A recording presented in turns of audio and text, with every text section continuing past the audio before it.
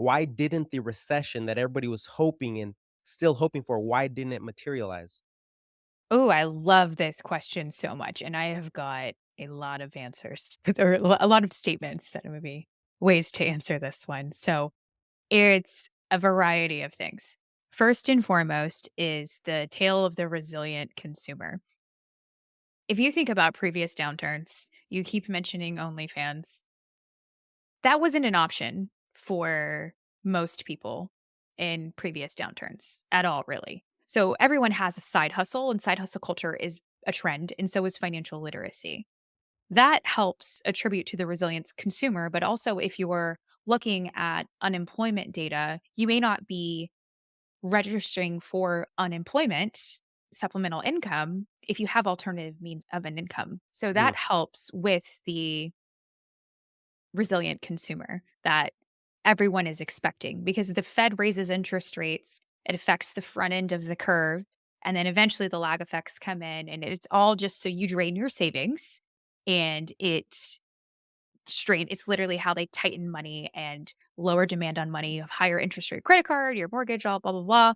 So therefore you stop spending. But that didn't happen. The spending is still occurring. And that's because if there is an income, if the water is still on, people will drink it. And it's where there are cracks.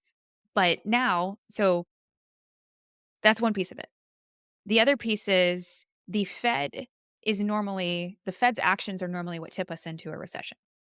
And the something that broke would be Silicon Valley Bank. If you think about the first of all, it was because of their lack of diversification with clients and the way that they had VC funding and their water got turned off, basically, because you don't have if you're ever a VC funded company, you are not investing in a bank to grow your wealth. You're literally going to draw down that cash. So if you're not getting this influx of VC funding, that's why it collapsed. It makes logical sense, at least in my mind. They fixed that over a weekend. So, technology has really helped come in to stop anything that could break because the Fed's actions are normally what put us into a recession. The other piece of that is still this financial literacy piece. That is a trend. People are saving. Everyone I know has a high yield savings account, and that's the positives of increasing interest rates is now you can get 5%. That's unheard of. Like I mhm. remember back in the day, I one of my first investments ever was a CD at 5%, and that was back in 2006. So, You like a invest long you were investing in '06. I had a custodial my grandpa that was my first investment I ever had was a CD that my grandpa gave me, yeah, in 2006. Damn, I was trying to party in 2000. That's crazy. I wish I would've thought about that. That's what's up. Okay. Hey, you're young, you got it, don't worry. So that's a piece of it. The other piece though so I live in Florida, right? Mhm, If you hear that there's a hurricane coming, you're gonna go get some hurricane supplies. mhm. And if you are a true Floridian, that also is a street party, to be honest, because you don't have electricity. But you become prepared. But eventually, if the hurricane doesn't come, you're gonna have shutters on your window. You're overly prepared. So when the hurricane actually comes, it doesn't really affect you. And corporations have done the same thing. Corporate America has more agile than ever, and that's due to technology. Think about when COVID hit. We literally overcame that so quickly. We all went from work from home back to in the office or a hybrid model. Corporate America just adapted, and they're doing that today. So, since the great financial crisis, there was an underspending in more of industrials, like reshoring and things like that. Companies became very afraid, I believe, in protecting operating efficiencies. So, there was a focus on operating efficiencies. So, then once we have this inflationary environment, the need for a restrictive Fed, corporations were adapting and there wasn't need for mass layoffs. I know this is a very long answer to a very direct question. No, I love it. I love it. To me, I love the just keep going. I'll try to simplify it for Sure. the audience who it just literally watches people say buy this stock. So go ahead.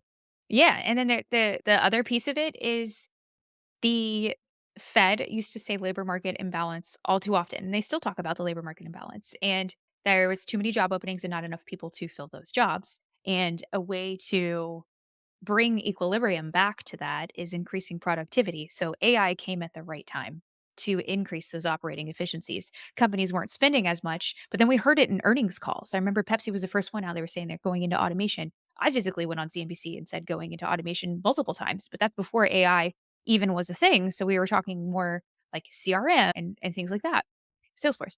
But now there is an investment, which is an upfront expense, but that's helping with the bottom line, their operating expenses, and that helps keep sustainable growth within the economy. And if you think about the overall bigger macro picture, the stock market is not the economy in the slightest, but they should go hand in hand. If the economy is doing well, people have money, they spend money, there's growth in GDP. If they're spending money, that means companies are making money, revenue is growing. We want that to happen, but not too high too fast because that leads to inflation. Really, I think it's a culmination of things that cause us not going into a recession, and I don't see that on the horizon. If we do, it's going to be a very mild one next year, but the consumer remains to be resilient. I think someone had said in there the gig economy, and absolutely has to do with the gig economy. So let me try to simplify that. Basically, I have 3 things here. The Fed stepped in, number 1. They probably got better tools. Like, people always, like, look at the Fed like they're in 1980. Come on, you think the richest dudes, the central banks, you think they haven't had you think they don't have better means of tracking the data and adapting? That's insane, right? They just think, "Oh, this little company I invest in, that is a, $500 million market cap." They have all the secrets. The Fed knows pretty much everything. They just don't tell you. That's my view is, hey, they're the central bank. They have all the research. So the Fed stepped in. That's why we didn't have it, number 1. Number 2, AI, Mhm. increasing productivity, making things quicker. And then the best analogy that I would think of is for, I guess, what CEOs or companies, they're being told, "We're the Fed's gonna crush you, the Fed's gonna crush you." And it's almost like if you get punched in the stomach without knowing, you just, "Ugh," but if you're prepared for you somebody tells them "I'm gonna punch you," you brace for it, so it's not as bad, it doesn't hurt you as bad. And then when the punch isn't that bad, you're like, "Oh, okay." You just move on. Even adding on to that, they were so more prepared. They keep saying, "Oh, I'm gonna punch you. I'm gonna punch you." Now they got like a Mhm. whole suit of armor on. So it's, "Oh, okay." They It's didn't like even make freaking a dent. it's like did you get whoopings as a kid? I did, yeah. You did? What? They whooped you guys? I'm just kidding. Okay, well, Don't did agree you with you it. I'm gonna make that abundantly clear. Oh, I think kids need more whippings. Anyways, we'll do that podcast next time. We'll argue that. I think the kids need more whippings in the right way.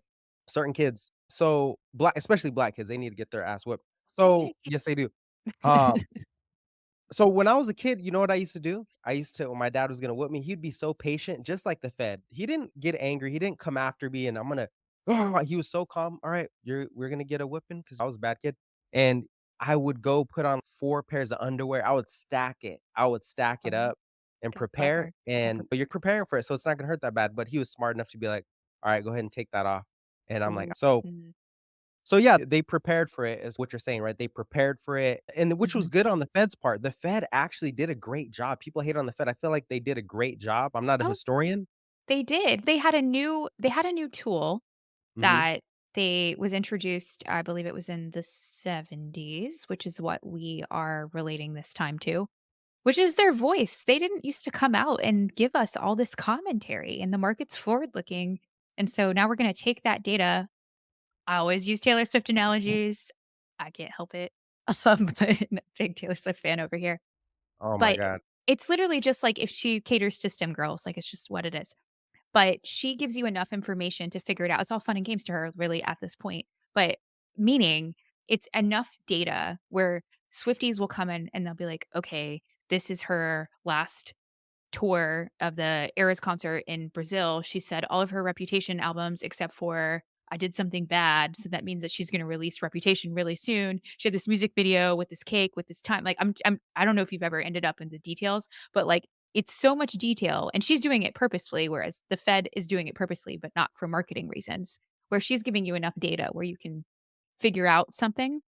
Whereas the Fed almost does the same thing because they'll give you a speech and there'll be Q&A. Literally, I'm watching CNBC and Steve Leisman, who does a wonderful job, a great job, and he'll say, "Okay, this time he said achieve," and he changed his language to be a little more dry. It's the same thing. Like, I think Swifties Mm. actually would be really great in the stock market, not gonna lie. No, she's a business beast. She is a beast, but in other ways, I'd be like, a little toxic." This guy right here, Aaron, he knows his girlfriend's obsessed with Taylor Swift, so he knows the analogies you're giving.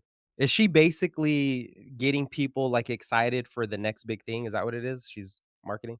I think part of it is marketing, but it's just she did something amazing. She is reclaiming her work and it's all within her lyrics. I think it's beautiful. She's now you're listening to my stolen lullabies. That means somebody bought all of her Scooter Braun bought all of her artist work prior up to Reputation. And so now she just is re-recording them and re-releasing them.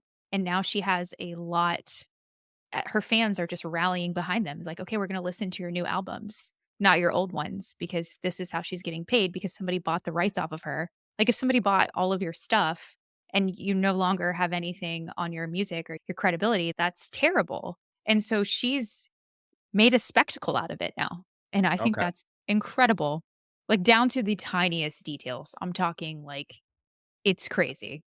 Yeah, no, I get it. Loving it.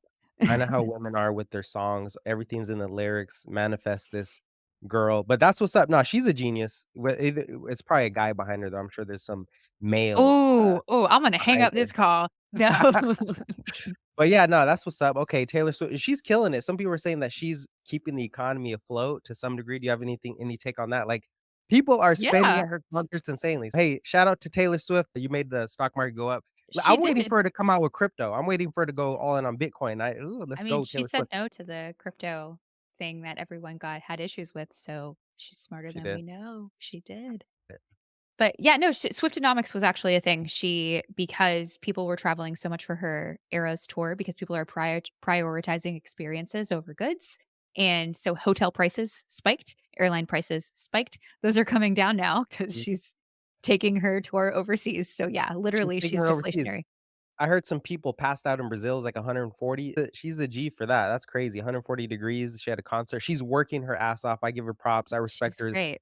I actually have a question for you later at the end about Taylor Swift and some other figures, but we'll get to that.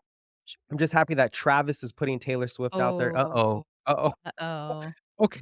oh, All right, hold on, no, hold on. Let's stay on topic here. We're gonna no. get to that controversy. I don't even know what that's We about. I have no are. clue. Oh, I can All get right, there. we Hey, can I get like there. Travis. I think he's great for Taylor.